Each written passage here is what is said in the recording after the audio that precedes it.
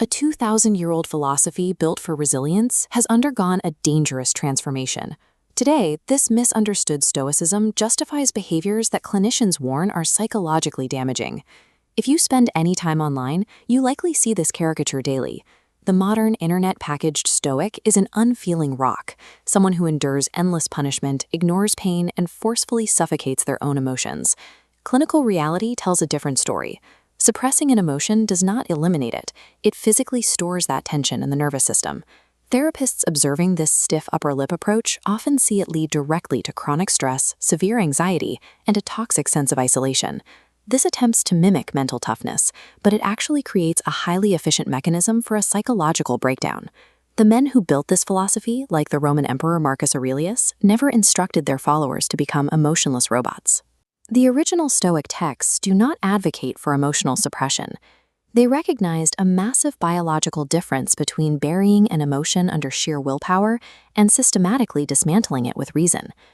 True Stoicism is the practice of cognitive restructuring, training the mind to change how it judges reality, so the destructive emotion never has the chance to take root. This matrix illustrates the dichotomy of control. It splits the world into the internal, your thoughts, and the external, weather and opinions. Suffering begins when we cross that line. Keeping them separate reveals a distinct physical gap between a stimulus and your resulting emotional response.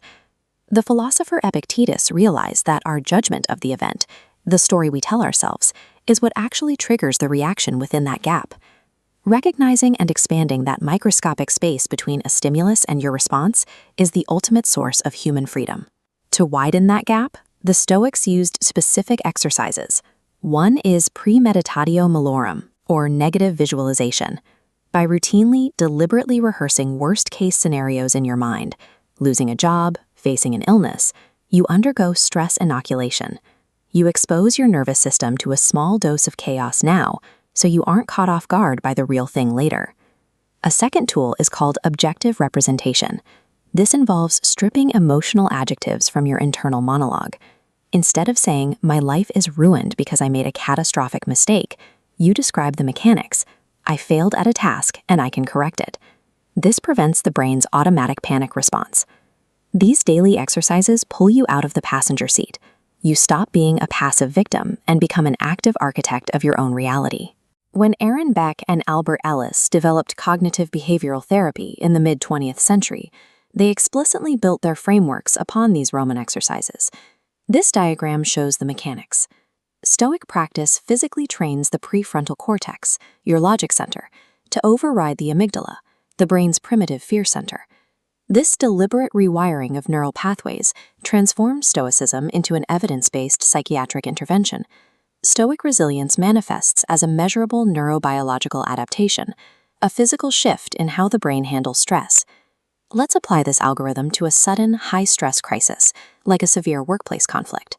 The critical first step is feeling the initial flash of anger or fear and accepting its presence. You do not attempt to swallow it or pretend it isn't there. Then you execute the intervention. You use the trained prefrontal cortex to objectively evaluate the judgment you've placed on the event and choose a rational response over a blind reaction. However, a healthy Stoic resilience explicitly requires empathy, community connection, and the willingness to seek professional help when needed. The toxic myth of the lone wolf, enduring suffering in absolute isolation, directly contradicts the Stoic ideal of a connected, rational society. Ultimately, we cannot control the chaos of the modern world, nor can we dictate what happens to us. By mastering the space between an event and our judgment, we gain absolute emotional sovereignty over everything that matters.